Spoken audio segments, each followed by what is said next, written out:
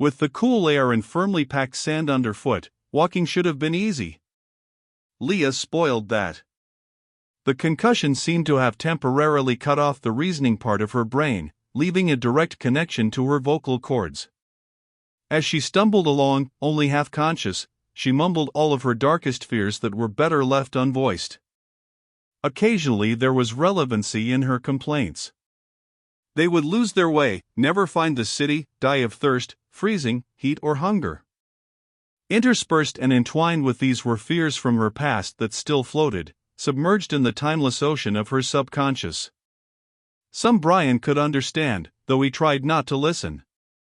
Fears of losing credits, not getting the highest grade, falling behind, a woman alone in a world of men, leaving school, being lost, trampled among the nameless hordes that struggled for survival in the crowded city-states of Earth. There were other things she was afraid of that made no sense to a man of Anver.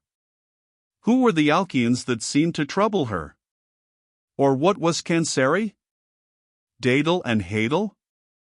Who was Manstan, whose name kept coming up, over and over, each time accompanied by a little moan? Brian stopped and picked her up in both arms. With a sigh she settled against the hard width of his chest and was instantly asleep.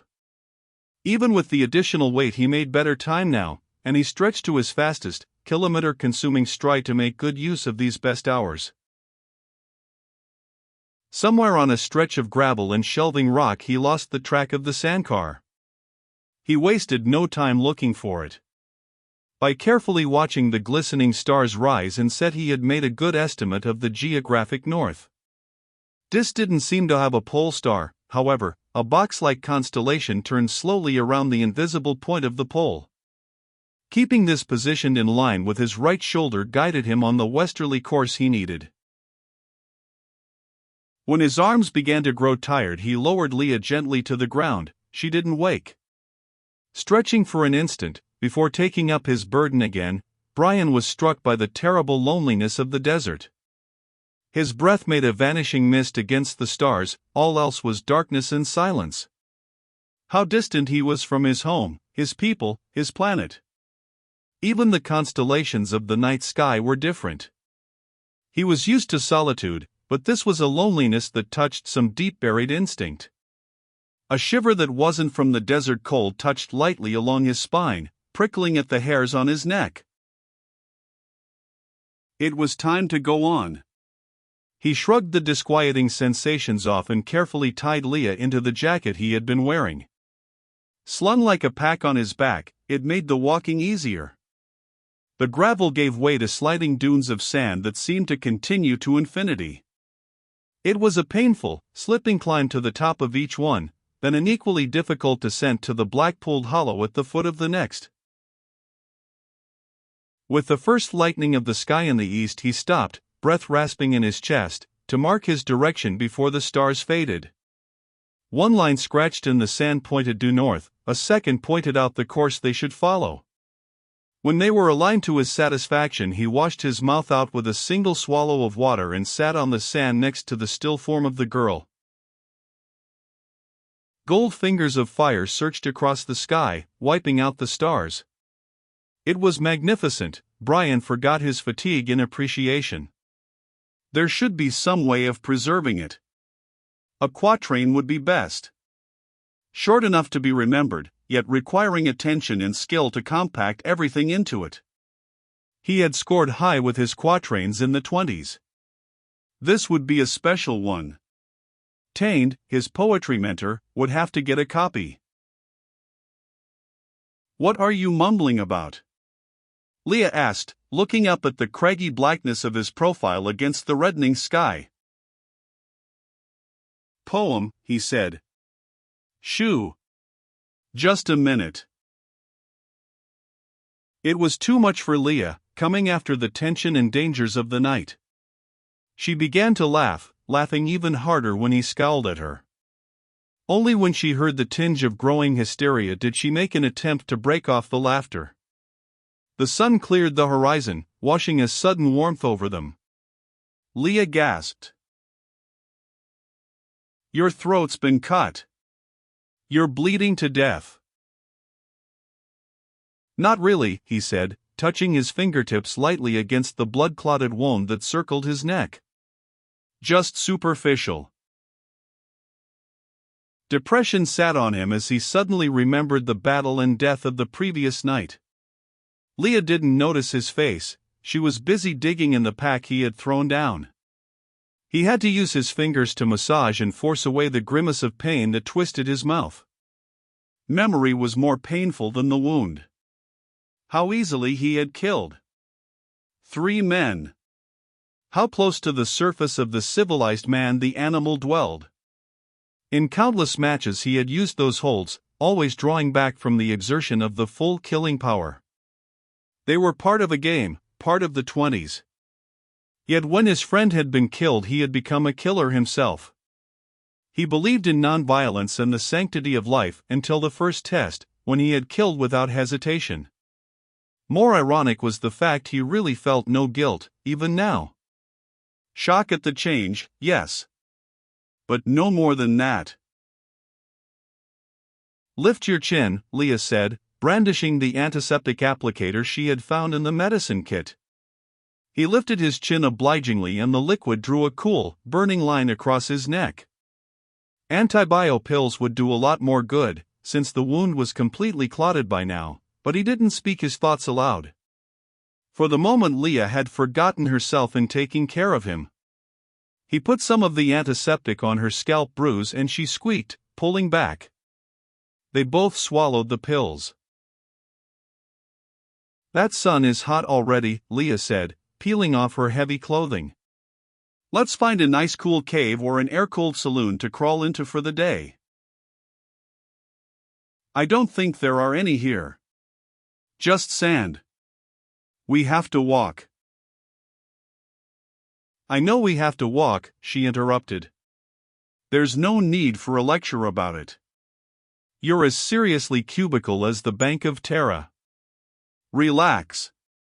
Count 10 and start again. Leah was making empty talk while she listened to the memory of hysteria tittering at the fringes of her brain. No time for that. We have to keep going. Brian climbed slowly to his feet after stowing everything in the pack. When he sighted along his marker at the western horizon, he saw nothing to mark their course, only the marching dunes. He helped Leah to her feet and began walking slowly towards them. Just hold on a second, Leah called after him. Where do you think you're going? In that direction, he said, pointing. I hoped there would be some landmarks, but there aren't. We'll have to keep on by dead reckoning. The sun will keep us pretty well on course.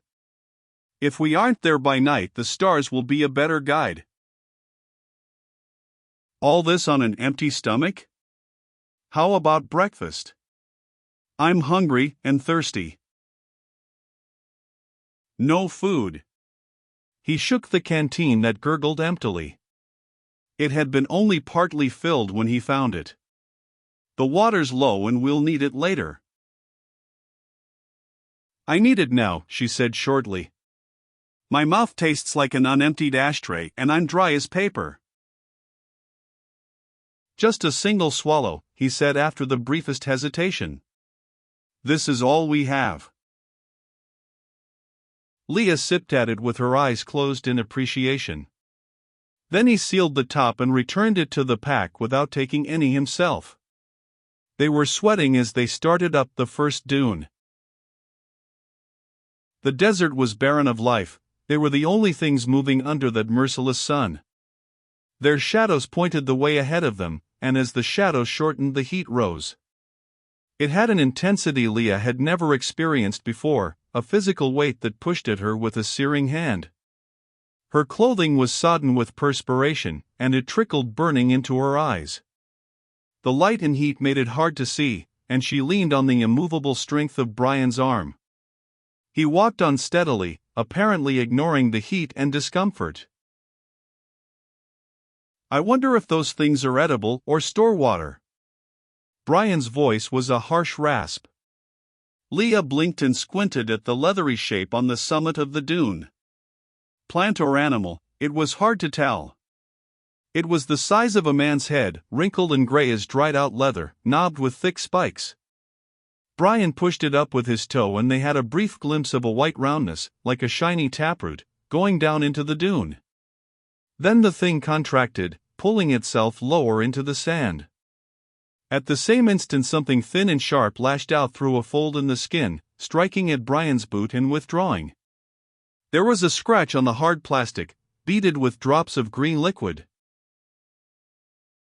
"Probably poison," he said, digging his toe into the sand. "This thing is too mean to fool with, without a good reason. Let's keep going." It was before noon when Leah fell down. She really wanted to go on, but her body wouldn't obey. The thin soles of her shoes were no protection against the burning sand and her feet were lumps of raw pain. Heat hammered down, poured up from the sand and swirled her in an oven of pain. The air she gasped in was molten metal that dried and cracked her mouth. Each pulse of her heart throbbed blood to the wound in her scalp until it seemed her skull would burst with the agony. She had stripped down to the short tunic, in spite of Brian's insistence that she keep her body protected from the sun and that clung to her, soaked with sweat. She tore at it in a desperate effort to breathe. There was no escape from the unending heat. Though the baked sand burned torture into her knees and hands, she couldn't rise. It took all her strength not to fall further. Her eyes closed and everything swirled in immense circles. Brian, blinking through slitted eyes, saw her go down. He lifted her, and carried her again as he had the night before. The hot touch of her body shocked his bare arms. Her skin was flushed pink. The tunic was torn open and one pointed breast rose and fell unevenly with the irregularity of her breathing. Wiping his palm free of sweat and sand, he touched her skin and felt the ominous hot dryness. Heat shock, all the symptoms. Dry, flushed skin, the ragged breathing. Her temperature rising quickly as her body stopped fighting the heat and succumbed. There was nothing he could do here to protect her from the heat. He measured a tiny portion of the remaining water into her mouth and she swallowed convulsively. Her thin clothing was little protection from the sun. He could only take her in his arms and keep on towards the horizon. An outcropping of rock threw a tiny patch of shade and he walked towards it. The ground here, shielded from the direct rays of the sun, felt almost cool by contrast. Leah opened her eyes when he put her down, peering up at him through a haze of pain. She wanted to apologize to him for her weakness, but no words came from the dried membrane of her throat. His body above her seemed to swim back and forth in the heat waves, swaying like a tree in a high wind. Shock drove her eyes open, cleared her mind for an instant. He really was swaying. Suddenly she realized how much she had come to depend on the unending solidity of his strength, and now it was failing. All over his body the corded muscles contracted in ridges, striving to keep him erect. She saw his mouth pulled open by the taut cords of his neck, and the gaping, silent scream was more terrible than any sound. Then she herself screamed as his eyes rolled back, leaving only the empty white of the eyeballs staring terribly at her. He went over, back, down, like a felled tree, thudding heavily on the sand. Unconscious or dead, she couldn't tell. She pulled limply at his leg, but couldn't drag his immense weight into the shade. Brian lay on his back in the sun, sweating. Leah saw this and knew that he was still alive. Yet what was happening? She groped for memory in the red haze of her mind, but could remember nothing from her medical studies that would explain this. On every square inch of his body the sweat glands seethed with sudden activity. From every pore oozed great globules of oily liquid, far thicker than normal perspiration. Brian's arms rippled with motion and Leah gaped, horrified as the hairs there writhed and stirred as though endowed with separate life. His chest rose and fell rapidly, deep, gasping breaths racking his body. Leah could only stare through the dim redness of unreality and wonder if she was going mad before she died. A coughing fit broke the rhythm of his rasping breath, and when it was over his breathing was easier. The perspiration still covered his body, the individual beads touching and forming tiny streams that trickled down his body and vanished in the sand. He stirred and rolled onto his side, facing her. His eyes were open and normal now as he smiled. "Didn't mean to frighten you. It caught me suddenly coming at the wrong season and everything. It was a bit of a jar to my system. I'll get you some water now, there's still a bit left." "What happened? When you looked like that, when you fell?" "Take 2 swallows, no more," he said, holding the open canteen to her mouth. "Just summer change, that's all. It happens to us every year on Anver, only not that violently, of course. In the winter our bodies store a layer of fat under the skin for insulation, and sweating almost ceases completely. There are a lot of internal changes too. When the weather warms up, the process is reversed. The fat is metabolized and the sweat glands enlarge and begin working overtime as the body prepares for 2 months of hard work, heat and little sleep. I guess the heat here triggered off the summer change early." "You mean you've adapted to this terrible planet?" "Just about. Though it does feel a little warm. I'll need a lot more water soon, so we can't remain here." "Do you think you can stand the sun if I carry you?" "No, but I won't feel any better staying here." She was lightheaded, scarcely aware of what she said. "Keep going, I guess. Keep going." As soon as she was out of the shadow of the rock, the sunlight burst over her again in a wave of hot pain. She fell unconscious at once. Brian picked her up and staggered forward.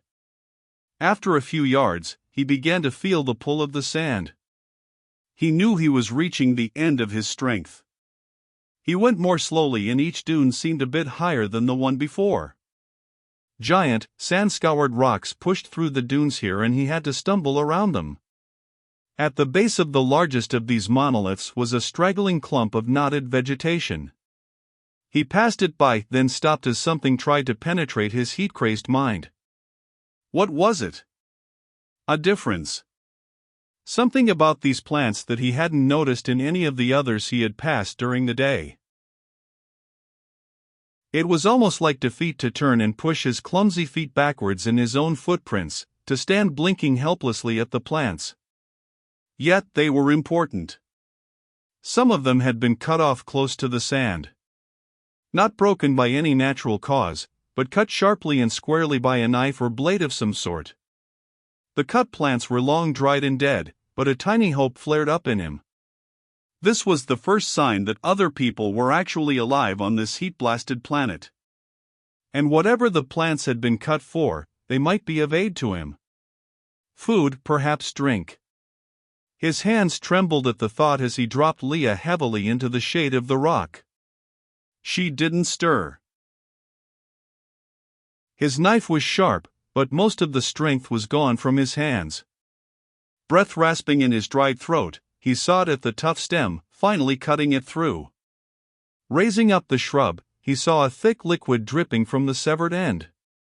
He braced his hand against his leg, so it wouldn't shake and spill, until his cupped palm was full of sap. It was wet, even a little cool as it evaporated. Surely it was mostly life-giving water. He had a moment's misgiving as he raised it to his lips, and instead of drinking it merely touched it with the tip of his tongue. At first nothing, then a searing pain. It stabbed deep into his throat and choked him. His stomach heaved and he vomited bitter bile. On his knees, fighting the waves of pain, he lost body fluid he vitally needed. Despair was worse than the pain. The plant juice must have some use, there must be a way of purifying it or neutralizing it. But Brian, a stranger on this planet, would be dead long before he found out how to do this. Weakened by the cramps that still tore at him, he tried not to realize how close to the end he was. Getting the girl on his back seemed an impossible task, and for an instant he was tempted to leave her there. Yet even as he considered this, he shouldered her leaden weight and once more went on. Each footstep an effort, he followed his own track up the dune. Painfully he forced his way to the top, and looked at the descent standing a few feet away. They were both too surprised by the sudden encounter to react at once. For a breath of time they stared at each other, unmoving. When they reacted, it was the same defensive fear. Brian dropped the girl, bringing the gun up from the holster in the return of the same motion. The descent jerked a belled tube from his waistband and raised it to his mouth. Brian didn't fire. A dead man had taught him how to train his empathetic sense, and to trust it. In spite of the fear that wanted him to jerk the trigger, a different sense read the unvoiced emotions of the native descent. There was fear there, and hatred. Welling up around these was a strong desire not to commit violence, this time, to communicate instead. Brian felt and recognized all this in a fraction of a second. He had to act instantly to avoid a tragic happening. A jerk of his wrist threw the gun to one side. As soon as it was gone, he regretted its loss. He was gambling their lives on an ability he still was not sure of. The descent had the tube to his mouth when the gun hit the ground. He held the pose, unmoving, thinking. Then he accepted Brian's action and thrust the tube back into his waistband. "Do you have any water?" Brian asked, the guttural descent words hurting his throat. "I have water," the man said. He still didn't move. "Who are you? What are you doing here?" "We're from off-planet. We had an accident. We want to go to the city." "The water." The descent looked at the unconscious girl and made his decision. Over one shoulder he wore one of the green objects that Brian remembered from the Salito. He pulled it off and the thing writhed slowly in his hands. It was alive, a green length a meter long, like a noduled section of a thick vine. One end flared out into a petal-like formation. The descent took a hook-shaped object from his waist and thrust it into the petaled orifice. When he turned the hook in a quick motion, the length of green writhed and curled around his arm. He pulled something small and dark out and threw it to the ground, extending the twisting green shape towards Brian. "Put your mouth to the end and drink," he said. Leah needed the water more, but he drank first, suspicious of the living water source.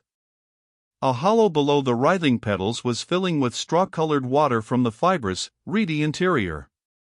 He raised it to his mouth and drank. The water was hot and tasted swampy. Sudden sharp pains around his mouth made him jerk the thing away. Tiny glistening white barbs projected from the petal's pink tip now with his blood. Brian swung towards the descent angrily and stopped when he looked at the other man's face. His mouth was surrounded by many small white scars. "The Veed does not like to give up its water, but it always does," the man said. Brian drank again, then put the Veed to Lee's mouth. She moaned without regaining consciousness, her lips seeking reflexively for the life-saving liquid. When she was satisfied, Brian gently drew the barbs from her flesh and drank again. The descent hunkered down on his heels and watched them expressionlessly. Brian handed back the Veed, then held some of the clothes so that Leah was in their shade. He settled to the same position as the native and looked closely at him. Squatting immobile on his heels, the descent appeared perfectly comfortable under the flaming sun. There was no trace of perspiration on his naked, brown skin. Long hair fell to his shoulders, and startlingly blue eyes stared back at Brian from deep-set sockets. The heavy kilt around his loins was the only garment he wore. Once more the Veed rested over his shoulder, still stirring unhappily. Around his waist was the same collection of leather, stone and brass objects that had been in the Salito. Two of them now had meaning to Brian, the tube and mouthpiece, a blowgun of some kind, and the specially shaped hook for opening the Veed. He wondered if the other strangely formed things had equally practical functions. If you accepted them as artifacts with a purpose, not barbaric decorations, you had to accept their owner as something more than the crude savage he resembled. My name is Brian. And you? You may not have my name. Why are you here? To kill my people? Brian forced away the memory of last night. Killing was just what he had done. Some expectancy in the man's manner, some sensed feeling of hope prompted Brian to speak the truth. I'm here to stop your people from being killed. I believe in the end of the war. Prove it. Take me to the Cultural Relationships Foundations in this city and I'll prove it. I can do nothing here in the desert. Except die. For the first time there was emotion on the Dison's face. He frowned and muttered something to himself. There was a fine beading of sweat above his eyebrows now as he fought an internal battle.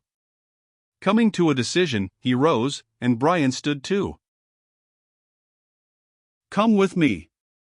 I'll take you to Hovstad. But first you will tell me, are you from Nijord? No. The nameless Dison merely grunted and turned away.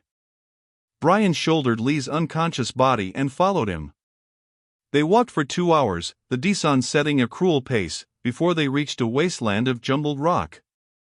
The native pointed to the highest tower of sand-eroded stone. Wait near this, he said. Someone will come for you. He watched while Brian placed the girl's still body in the shade, and passed over the Vide for the last time. Just before leaving he turned back, hesitating. My name is Ulv, he said. Then he was gone. Brian did what he could to make Leah comfortable, but it was very little. If she didn't get medical attention soon she would be dead. Dehydration and shock were uniting to destroy her. Just before sunset he heard clanking, and the throbbing whine of a sandcar's engine coming from the west.